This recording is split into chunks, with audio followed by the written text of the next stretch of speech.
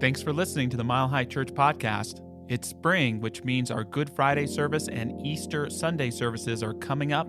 Please learn more online, and while you're there, if you're interested, please make a donation and click on Give at milehighchurch.org. Thanks for listening.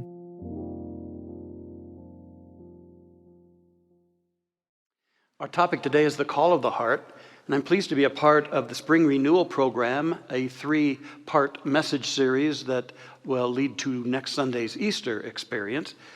And the title of the series is Wisdom of the Heart.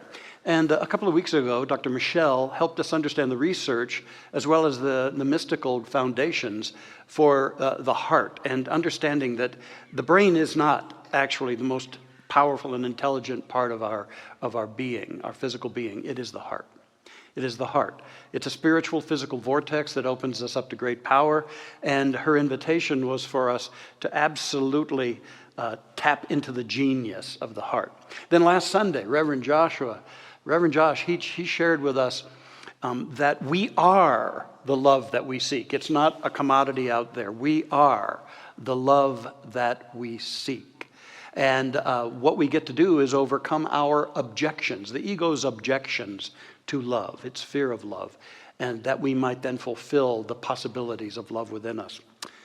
Now then, recognizing this very powerful center of the heart, the opening of which totally transformed my life in my early 30s, the question is, how does it call us to greater dimensions of living?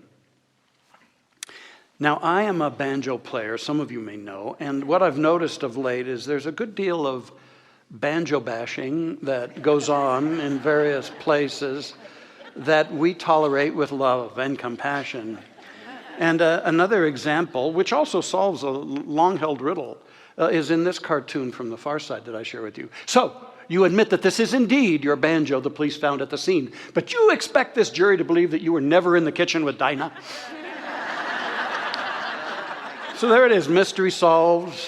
Someone's in the kitchen with Dinah strumming on the old banjo. Now we know. I thought of that also as this past week, our former senior minister, whom I served after, Dr. Fred Vogt, a beloved mentor and friend, it was his birthday last week. And I remembered that Fred always liked to challenge the congregation with this question. He said, if you were hauled into court and charged with being a science of minder, a religious scientist, would there be enough evidence to convict you? Yeah. Today is about manifesting clear evidence of the power of love at work in our lives, exuding from our hearts, and learning to discern and follow the call of the heart. Now, in the Christian calendar of holy days, this is a significant Sunday. It is dubbed Palm Sunday. It's a great opportunity to connect with the incredible teachings of that master teacher who was challenging humanity to activate the power of the heart. And I believe that he was the greatest teacher and example of the open heart in life. He would say, this is my commandment, that you love one another as I have loved you. And he said, love the Lord your God with all your heart and soul and mind, and love your neighbor as yourself. And then he would say, and it seemed outrageous, but he would say, hey, love your enemies. Bless them that curse you, do good to them that hate you, and pray for them which spitefully use you. And ultimately he would say, I have loved you with an everlasting love. So in that Palm Sunday scenario, what we have called Palm Sunday, what was happening then was that Jesus had completed his several-year ministry in Galilee.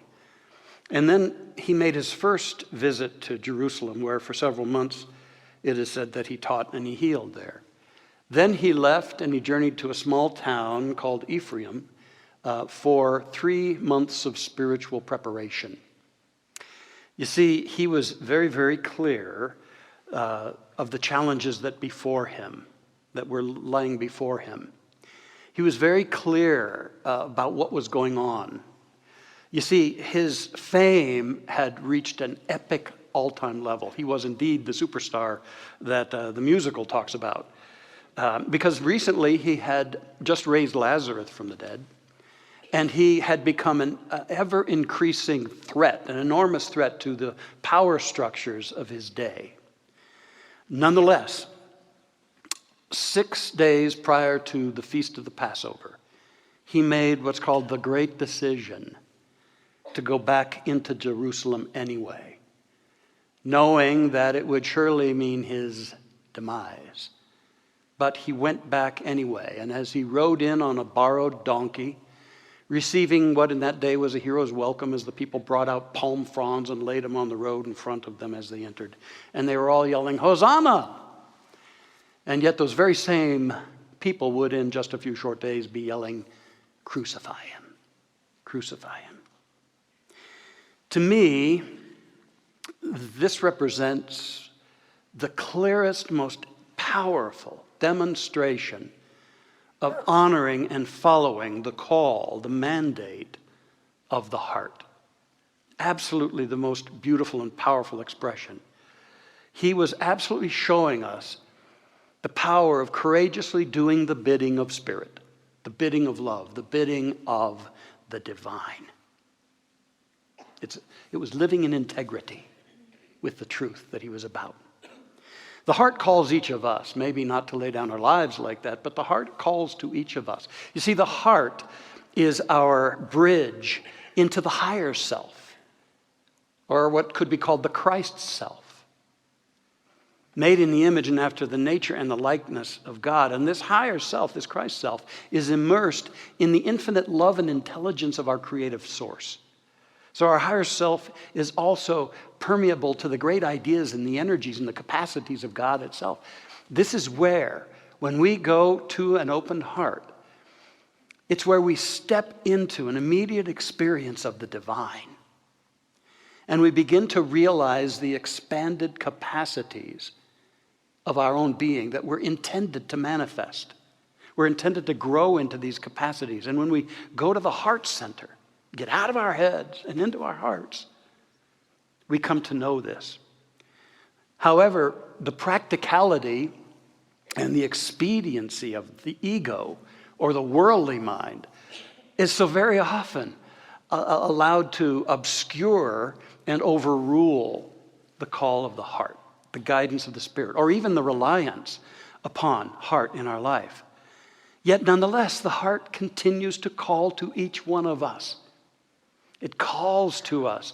It calls us to our spiritual greatness and to our higher design as co-creators with God, co-creators of a really great life, co-creators of the kingdom of heaven on earth, not later, but now. Now. That's the call of the heart. Now, I know also that the heart calls each of us in unique ways. But I also believe that there are 3 heart callings that are universal to us all.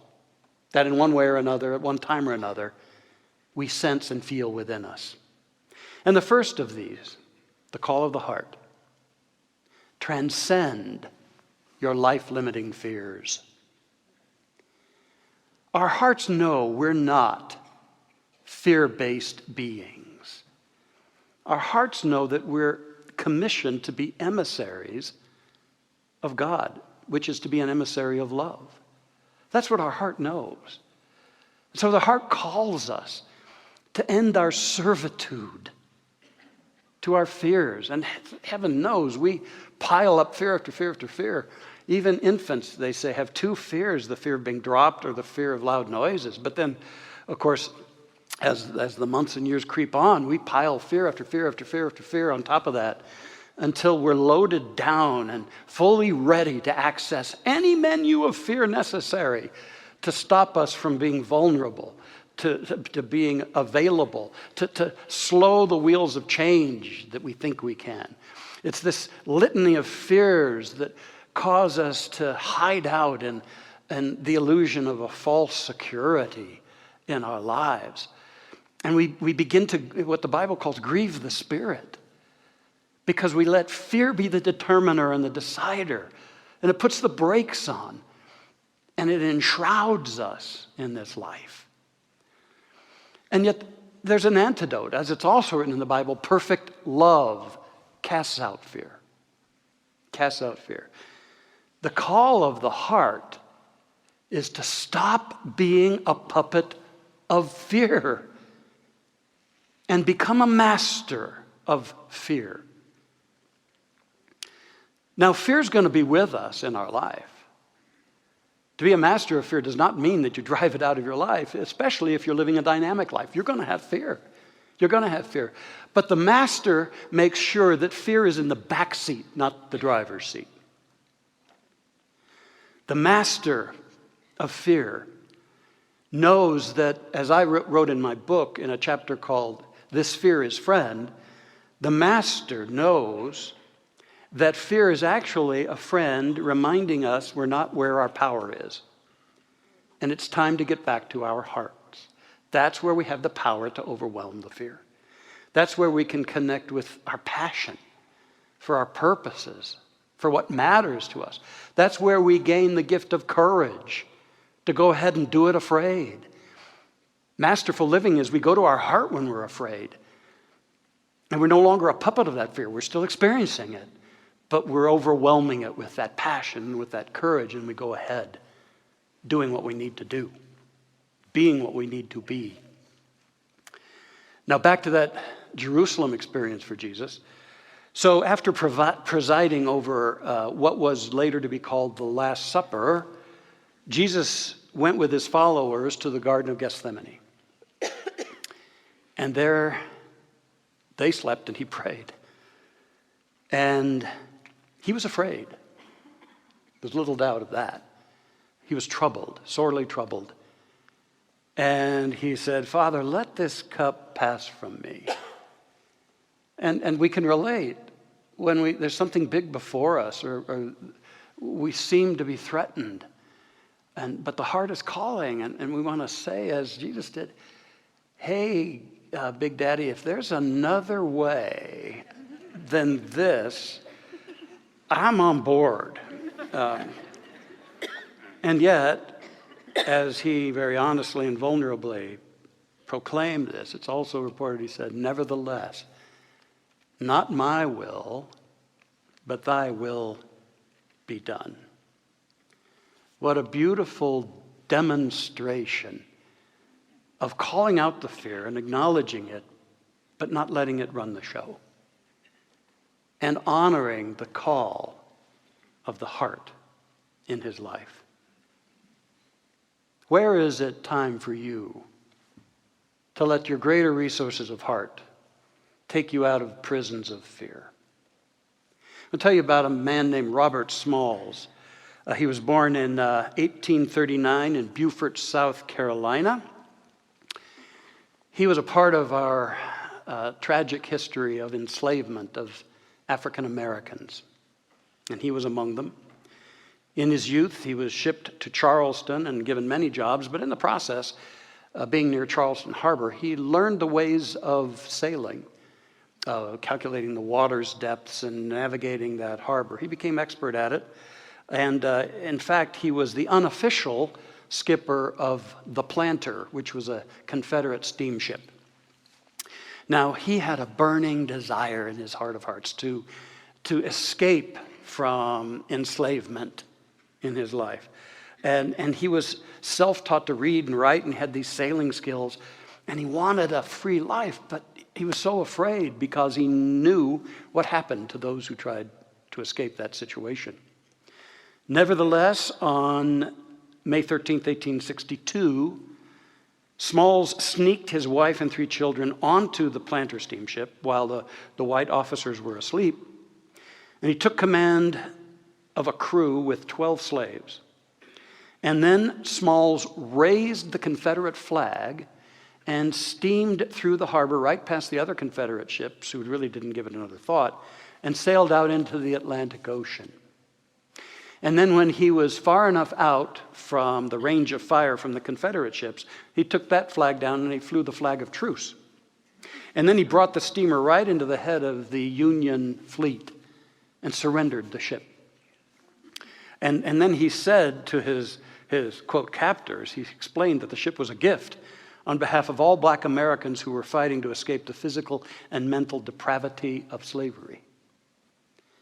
Well, news traveled and he became a hero. Lincoln brought him to the White House and honored him. He was then made a captain in the United States Navy and made the official captain of the Planter, now a Union ship. Later, he was elected to the Carolina Senate, and then he did 5 terms in the United States Congress. You got to think about the fear, though, but the possibility. Where in your life does your heart want to go? Where in your life is the opportunity for a greater freedom? Transcend your life-limiting fears, the heart says. You'll get through it with the heart.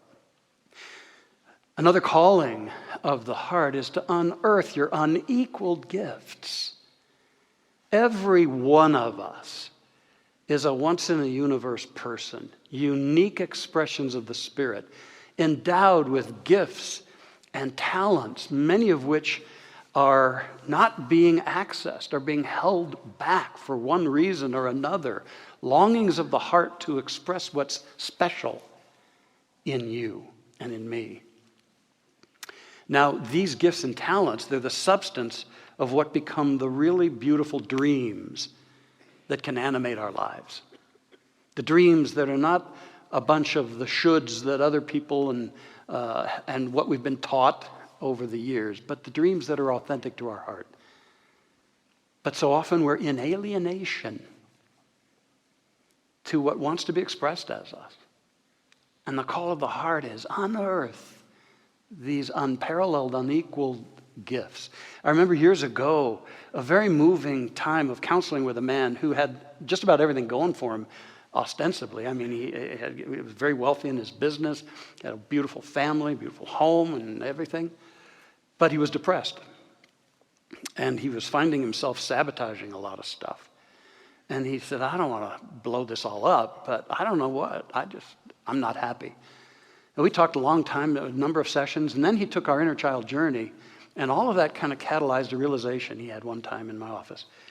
He had a memory that when he was in his early teens, his grandfather had given him an art set. It was a beautiful brushed aluminum case, and it had everything in it. It had watercolors and oils and the brushes and the knives and the palette. It was gorgeous. And he was so excited. And he found it and he started using it. He was good at it. And he got incredible joy at it. But then his brother started teasing him. And then peers started teasing him and piling on as well. And then one day his dad came home after losing his job and yelled at this man, saying, quit this damn art and get out and get a part-time job to help the family. So he was just crushed, and he told me of the day that he went out into the backyard next to the garage and he dug a hole and he buried that art set. And he didn't do art since. And then as he shared that, he was sobbing. He said, I get it. I stopped doing what I really wanted to do. He got the message. And he told me later on that he actually went to that house, still in their family, dug up that art set. And it was pretty corroded by then. But he didn't use it to actually do the art. He kept it around as a symbol to not do what he had done to himself ever again. And then he got back into art classes and he started painting, and it started flourishing through him. And then he got into pottery and into sculpting. Then he did the outrageous. He quit his job, he packed up his family, and they moved to Sedona, and he rented a small storefront, and he started selling his and other people's art. And I love the letter I got from him that said, I've never been happier. The store and my family were doing great. And he said, if you ever get a chance, tell my story and tell people, don't bury your dreams. And don't bury your gifts. And if you have, go dig them up. That's a call of the heart, gang. Finally, a universal call of the heart is to shine your healing light. Shine your healing light. We humans are an interesting bunch of beings. We've been given the creative consciousness, which in miniature is the same consciousness moving in the mind of God that created all form, from the inner to the outer, from the idea to the form. And we're given access to that very process, to master, that we might reveal our spiritual possibilities. And yet we misuse this ability, and we create a lot of beauty, but we also see what's going on in the world, and we create a lot of travesty and a lot of suffering. And then there are those who say, well, why isn't God taking care of this? If God is love and God is everywhere, and God, why isn't God healing this? And I believe that if the Spirit of the Divine could speak to us, it would say, I didn't create this stuff, you did. And I've given you the wherewithal and the answer already. And it's here in the heart. Shine the heart, step into what you're designed to be, and let's join hands and let's create an answer. And let's resolve this. It's the call to shine our healing light. The great teacher said, hey, you are the light of the world. Let your light shine. He said, I've shown you what's possible. I didn't come here to be the great exception, but an example to you. This is what's possible. I've told you that the kingdom of heaven isn't later. It's not up there or over there. The kingdom of God is within you, I've said. And I've told you, the things that I have done shall you do, and even greater things shall you do. The divine is telling us that. And now, as we awaken to the power of the heart, we gain the capacity to do just that. An organization I helped found quite a while ago called the Association for Global New Thought. We had a lot of conferences. His Holiness the Dalai Lama was at 3. And there was one we had with young spiritual and social leaders. We were lifting them up and connecting them. And one of these young people was a man from India named Nipun Mehta. Nipun Mehta. And now he's gone on. He's got a website where he publishes a lot of articles about what's going on productively in our world. And he's got a blog and all this good stuff. Nipun has coined a term that I really love. Heartivism. Heartivism. It's activism energized and guided by compassion and kindness. A lot of people have causes, and they're worthy, but they're angry activists who unwittingly perpetuate the deep foundation of division and in a way sabotage their very efforts. But Nipun's talking about making a difference, but making sure that it is inspired by and energized by the heart, and that it is of compassion and kindness. And the big change agents like Gandhi and Martin Luther King Jr., they demonstrated this heartivism. This is a capacity not just for them, but for every one of us. It's time in our world for us to step forward in this way. You see, the heartivist doesn't take sides. Say, oh, I'm going to get on this side and battle with this side. The heartivist says, there's a bigger truth around that I can draw around both sides. And I can bring out energy and healing, because heartivism is about oneness, the oneness of all beings, regardless of all the ways we divide. It's oneness. And heartivism is about what's the higher answer than the two sides or the many sides in conflict. And that's what we need. Oh, we need that. That was Jesus' way. He didn't go into Jerusalem to defeat the Roman authorities or to supersede even the Pharisees and Sadducees of his own tradition. He said, I'm teaching something bigger than both and can include both. And that's the presence of God now. The kingdom of heaven within. The Christ within, your hope of glory. And that's what we get to be about. The amazing power of compassion and kindness we underestimate. Let me tell you about a man named Mac McKinney. His picture is going to be up on the screen here any second. You may have heard his story. He's from Muncie, Indiana. A Marine Corps veteran, he had many years of serving, rounds of service, the last of which was in the Afghanistan conflict. When he finally accepted his honorable discharge, he left the service as a very wounded, emotionally wounded human being. He carried an enormous load, he admits, of shame and guilt for some of the things he did and what was going on, and a lot of PTSD. And he was just barely making do as he came home. And then in 2002, we had the 9/11 experience, and that enraged Mac. And it boiled and seethed within him.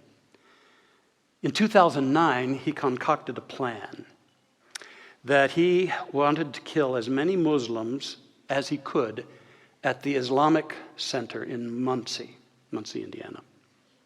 So he planned to detonate a homemade bomb on Friday afternoon when the congregants regularly were filling the place. And he, by his own admission, says, "I was hoping for at least 200 or more. Gone." Now, based on his training, he knew the key to this mission was for him to do reconnaissance beforehand. So he decided to just walk into the mosque. And one day he did. And he didn't look anything like most of the people who were there, and he was obviously a stranger. But he was shocked to the core by the degree of love and patience and kindness that was lavished upon him. He was absolutely shocked to the core. He said, the more time I spent around them, the more I started to change. One family even took him into their home and fed him on several occasions, continuing to lavish kindness upon him. Something began to shift in Mac.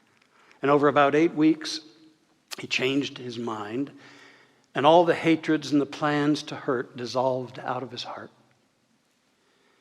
And he says, they showed me what true humanity is about.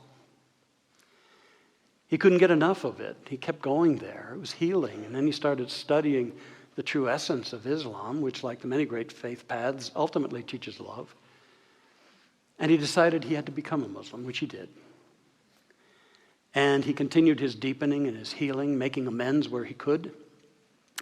For a couple of terms, he served as president of the mosque several years later. And now he travels across the country teaching about his own journey from hate to understanding, his journey to the activated heart. And this story is the basis of a short film you may be aware of called Stranger at the Gate.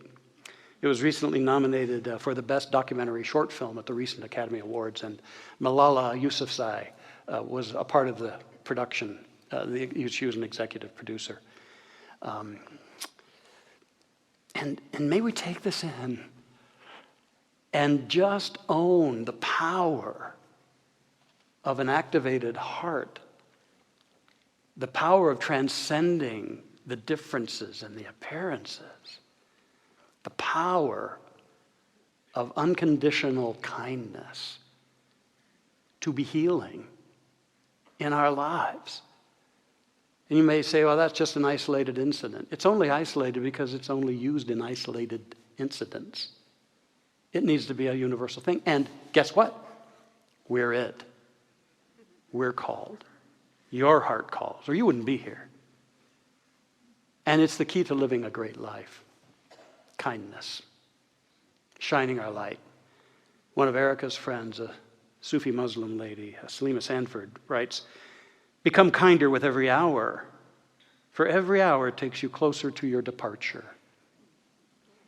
We've got this day. Who knows if we've got tomorrow?